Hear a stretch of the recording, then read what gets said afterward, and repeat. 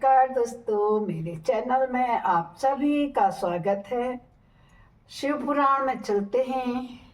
उससे पूर्व सभी देवी देवताओं का आवाहन कर रहे हैं। आइए मेरे साथ गाइए सब।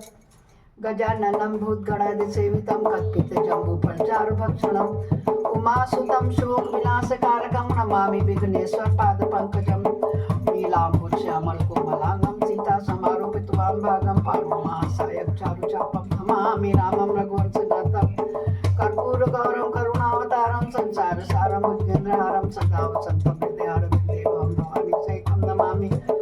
त्वमेव माता च पिता त्वमेव बन्धुश्च सखा त्वमेव द्रविणं त्वमेव विद्या द्रविणं त्वमेव सर्वं मम देवदेव। गुरुर्ब्रह्मा गुरुर्विष्णु गुरुर्देवो महेश्वर गुरु साक्षात् परब्रह्म तस्मै श्री गुरुवे नमः।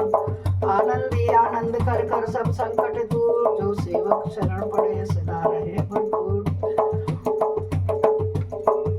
तुम दाता हम मांगता दिया तुम्हारी खाए, तुम्हें सी जगदाता माता छोड़ तुम्हें किस न जाए। सदा भवानी दाहिनी सिद्धि करे गणेश, पंचदेव रक्षा करे ब्रह्मा विष्णु महेश। सर्वे भवन्तु सुखिनः सर्वे सन्तु निरामया, सर्वे भद्राणि पश्यन्तु मा कश्चित् दुःखभाग् भवेत्, कश्चित् दुःखभाग् भवेत्, मा कश्चित् दुःखभाग् भवेत्। नमः शिवाय नमः शिवाय नमः शिवाय नमः शिवाय। जिसे श्रवण कर मिट जाती है,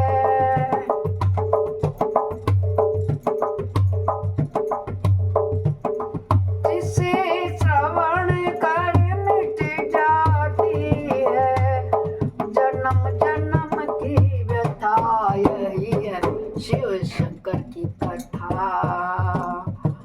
यही है भोले बाबा की कथा, यही है शिव शंकर की कथा, यही है भोले बाबा की कथा।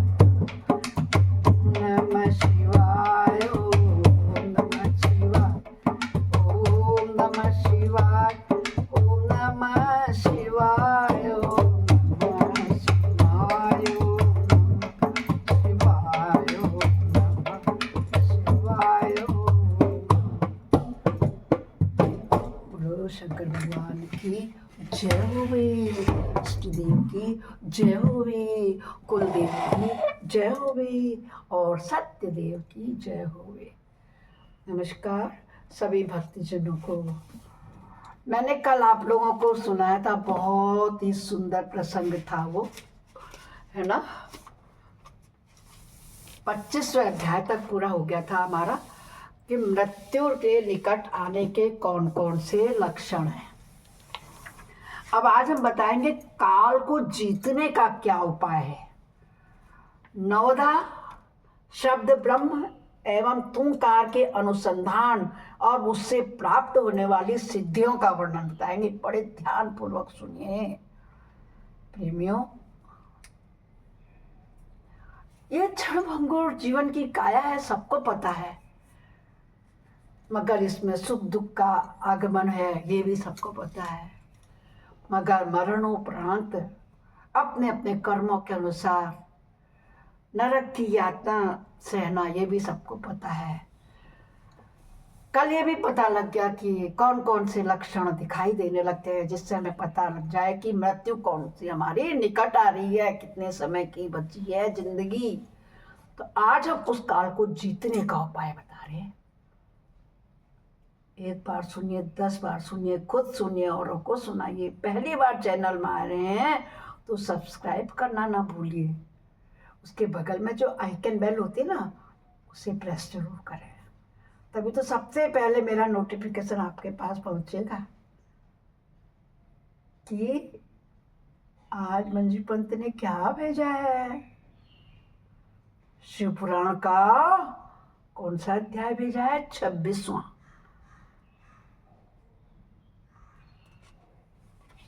अरे तंत्र विद्या बताएंगे कि सिद्धियां कौन कौन सी हैं। शिव शंकर जी ने कल बताया था पार्वती जी को, आज बता रहे हैं। देवी पार्वती बोली, प्रभु काल से आकाश का भी नाश होता है, वह भयंकर काल बड़ा विकराल है, वह स्वर्ग का भी एकमात्र स्वामी है। आपने उसे दग्ध कर दिया था, परंतु अनेक प्रकार के स्रोतों द्वारा जब उसने आपकी स्तुति की तब आप फिर संतुष्ट हो गए और वह काल पुनः अपनी प्रकृति को प्राप्त हुआ, पूर्णतः स्वस्थ हो गया। आपने उससे बातचीत में कहा, काल तुम सर्वत्र विचरोगे किंतु लोग तुम्हें देख नहीं सकेंगे। आप प्रभु की कृपा दृष्टि होने और वर मिलने से वह काल भी जी उठा, उसका प्रभाव बहुत बढ़ गया। अतः हे महेश्वर, क्या यहाँ बहुत ऐसा कोई साधन नहीं है जिससे उस काल को नष्ट किया जा सके? यदि हो तो मुझे बताइए, क्योंकि आप योगियों में शिरोमणि और स्वतंत्र प्रभु हैं। आप परोपकार के लिए शरीर धारण करते हैं। शंकर जी बोले, हे देवी, श्रेष्ठ देवता, दैत्य, यक्ष, राक्षस, गंग, नाग, मनुष्य, किसी के द्वारा भी काल का नाश नहीं किया जा सकता है, परंतु जो ध्यान परायण योगी हैं वे शरीरधारी होने पर भी सुखपूर्वक काल को नष्ट कर देते हैं। बरारोहे या पांच भौतिक शरीर सदा उन भूतों के गुणों से युक्त उत्पन्न होता है और उन्हीं में उसमें लय हो जाता है। मिट्टी की देह मिट्टी में मिल जाती है, आकाश वायु से उत्पन्न हो जाता है, वायु से तेजस तत्व प्रकट होता है, तेज से जल का प्राकट्य होता है और जल से पृथ्वी का आविर्भाव होता है। पृथ्वी आदि भूत क्रमशः अपने कारण में लीन हो जाते हैं। कहा गया ना, सब लोगों को पता है, स्कूल में छोटे से 4th क्लास में पढ़ाया जाता था, छिति जल पावक गगन समीरा पंच रचित यह बना शरीरा ना। यही बता रहे हैं यहाँ पर शंकर जी। किसको? गौरा माँ को कह रहे हैं कि शब्द नहीं, पहले उसके ऊपर और 2 लाइन है। पृथ्वी के 5, जल के 4, तेज के 3, वायु के 2 गुण होते हैं। आकाश का एकमात्र शब्द ही गुण है। पृथ्वी आदि में जो गुण बताए गए हैं उनके नाम इस प्रकार है: शब्द, स्पर्श, रूप, रस और गंध। जब भूत अपने गुण को त्याग देता है तब नष्ट हो जाता है, जब गुण को ग्रहण करता है तब उसका प्रादुर्भाव हुआ बताया जाता है। हे देवेश्वरी, इस प्रकार तुम 5 भूतों के यथार्थ स्वरूप को समझो। यदि इस कारण काल को जीतने की इच्छा वाले योगी को चाहिए कि वह प्रतिदिन प्रयत्न पूर्वक अपने अपने काल में उसके अंशभूत गुणों का चिंतन करे। बोलो शंकर भगवान की जय। योग वेदता पुरुष को चाहिए कि सुखद आसन पर बैठकर विशुद्ध श्वास प्राणायाम द्वारा योगाभ्यास करे। रात में जब सब लोग सो जाए उस समय दीपक बुझाकर अंधकार में योग धारण करे। तर्जनी उंगली से दोनों कानों के बंद करके 2 घड़ी तक दबाए रखे। उस अवस्था में अग्नि प्रेरित शब्द सुनाई देती है। इससे संध्या के बाद का खाया हुआ अन्न क्षण भर में पच जाता है और संपूर्ण रोगों तथा ज्वर आदि बहुत से उपद्रवों का शीघ्र नाश कर देता है। जो साधक प्रतिदिन इसी प्रकार 2 घड़ी तक शब्द ब्रह्म का साक्षात्कार करता है वह मृत्यु तथा काम को जीतकर इस जगत में स्वच्छंद विचरता है और सर्वज्ञ एवं समदर्शी होकर के संपूर्ण सिद्धियों को प्राप्त कर लेता है। जैसे आकाश में वर्षा से युक्त बादल गरजता है, उसी प्रकार उस शब्द को सुनकर के योगी तत्काल संसार बंधन से मुक्त हो जाता है। तदंतर योगी द्वारा प्रतिदिन चिंतन किया जाता हुआ वह शब्द क्रमशः सूक्ष्म से सूक्ष्मतर हो जाता है। देवी, इस प्रकार मैंने तुम्हें शब्द ब्रह्म के चिंतन का क्रम बताया है। जैसे धान चाहने वाला पुरुष पुआल को छोड़ देता है ना, उसी तरह मोक्ष की इच्छा करने वाला योगी सारे बंधनों को त्याग देता है। बोलो शंकर भगवान की जय हो। इस शब्द ब्रह्म को पाकर भी जो दूसरी वस्तु की अभिलाषा करते हैं वे मुक्के से आकाश को मारते हैं और भूख प्यास की कामना करते हैं। यह शब्द ब्रह्म ही सुखद मोक्ष का कारण, बाहर भीतर के भेद से रहित, अविनाशी और समस्त उपाधियों से रहित पर ब्रह्म है। इसे जानकर मनुष्य मुक्त हो जाते हैं। जो लोग कालपात से मोहित हो शब्द ब्रह्म को नहीं जानते हैं वे पापी कुबुद्धि मनुष्य मौत के फंदे में फंसे रहते हैं। मनुष्य तभी तक संसार में जन्म लेते हैं जब तक सबके आश्रयभूत परम तत्व परब्रह्म परमात्मा को प्राप्ति नहीं होती। परम तत्व का ज्ञान हो जाने पर मनुष्य जन्म मृत्यु के बंधन से मुक्त हो जाता है। निंद्रा और आलस्य साधना का बहुत बड़ा विघ्न है। इस शत्रु को यत्न पूर्वक जीत कर सुखद आसन पर आसीन हो प्रतिदिन शब्द ब्रह्म का अभ्यास करना चाहिए। 100 वर्ष की अवस्था वाला वृद्ध पुरुष आजीवन इसका अभ्यास करे तो उसका शरीर रूपी स्तंभ मृत्यु को जीतने वाला हो जाता है और उसे प्राणवायु की शक्ति को बढ़ाने वाला आरोग्य प्राप्त होता है। वृद्ध पुरुष में भी ब्रह्म के अभ्यास से होने वाले लाभ का विश्वास देखा जाता है। फिर तरुण मनुष्य को इस साधना में पूर्ण लाभ हो इसके लिए तो कहना ही क्या है। यह शब्द ब्रह्म न ओंकार है, न मंत्र है, न बीज है, न अक्षर है। यह अनाहत नाद बिना आघात के तथा बिना बजाए ही प्रकट होने वाला शब्द है। इसका उच्चारण किए बिना ही चिंतन होता है। यह शब्द ब्रह्म परम कल्याण है। प्रिय शुद्ध बुद्धि वाले पुरुष यत्न पूर्वक निरंतर इसका अनुसंधान करते हैं। अतः 9 प्रकार के शब्द बताए गए हैं जिन्हें प्राणवेदता पुरुषों ने लक्षित किया है। मैं उन्हें प्रयत्न करके बता रहा हूँ। उन शब्दों को नाद सिद्धि भी कहते हैं। ये शब्द क्रमशः इस प्रकार है, ध्यान पूर्वक सुनिए सभी लोग। घोष, ताश, झाज कहते हैं ना आदि, श्रृंग, सिंगा आदि, घंटा, वीणा आदि, बांसुरी, दुंदुभी, शंख और 9वां मेघ गर्जन। इन 9 प्रकार के शब्दों को त्याग कर तुंकार का अभ्यास करना चाहिए।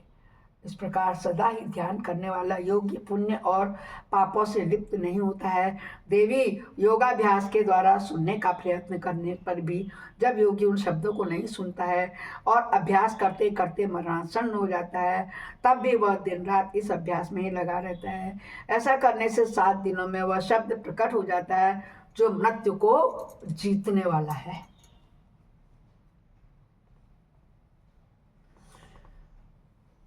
देवी वह शब्द भी 9 प्रकार का है, उसका मैं यथार्थ रूप से वर्णन करता हूँ।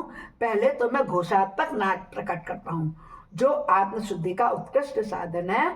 वह उत्तम नाद सब रोगों को हरने वाला है, मन को वशीभूत करके अपनी ओर खींचने वाला। और दूसरा काशीनाद है जो प्राणियों की गति को स्तंभित कर देता है। वह विष भूत ग्रह आदि सबको बांधता है, इसमें संशय नहीं है। तीसरा संगनाद है जो विचार से संबंध रखने वाला है, उसका शत्रु के उच्चाटन और मरण में नियोग एवं प्रयोग होता है। चौथा घंटा नाद है जिसका साक्षात परमेश्वर शिव उच्चारण करते हैं। वह नाद संपूर्ण देवताओं को आकृष्ट कर लेता है। फिर भूतल के मनुष्यों को तो बात ही क्या है। यक्षों और गंधर्वों की कन्याएं उस नाद से आकृष्ट हो योगी को उसकी इच्छा के अनुसार महासिद्धि प्रदान करती हैं तथा उसकी अन्य अनन्य कामनाएं भी पूर्ण होती हैं। 5वां नाद वीणा है जिसे योगी पुरुष ही सदा सुनते हैं। देवी उस वीणा नाद से दूरदर्शन की शक्ति प्राप्त होती है। वंशी नाद का ध्यान करने वाले योगी को संपूर्ण तत्व प्राप्त हो जाता है। दुंदुभी का चिंतन करने वाला साधक जरा और मृत्यु के कष्ट से छूट जाता है। देवेश्वरी शंखनाद का अनुसंधान इच्छा होने पर भी इच्छा अनुसार रूप धारण करने की शक्ति प्राप्त हो जाती है। मेघनाद के चिंतन से योगी को भी कभी विपत्ति का सामना नहीं करना पड़ता है। वाराणने जो प्रतिदिन एकाग्र चित्त हो ब्रह्म रूपी तुंकार का ध्यान करता है उसके लिए तो कुछ भी असाध्य नहीं है, उसे मनोवांछित सिद्धि प्राप्त हो जाती हैं। वह सर्वज्ञ सर्वदर्शी और इच्छानुसार रूपधारी होकर सर्वत्र विचरण करता है, कभी विकारों के वशीभूत नहीं होता है। वह साक्षात शिव है, इसमें संशय नहीं है। परमेश्वरी इस प्रकार मैंने तुम्हारे समक्ष शब्द ब्रह्म के 9 स्वरूप का पूर्णतया वर्णन किया है। अब और क्या सुनना चाहते हो शंकर जी का, पार्वती जी का। इस प्रकार हमारा उमा संहिता खंड का अध्याय 26 पूर्ण हुआ। कल हम देखेंगे काल या मृत्यु को जीतकर अमरत्व प्राप्त करने की 4 यौगिक साधनाएं। प्राणायाम, भूमध्य में अग्नि का ध्यान, मुख से वायु प्यान, और मुड़ी हुई जीवा द्वारा गले की घंटी का स्नान। बोलो शंकर भगवान की जय होवे। जय जय भोलेनाथ, जय जय शंकरनाथ।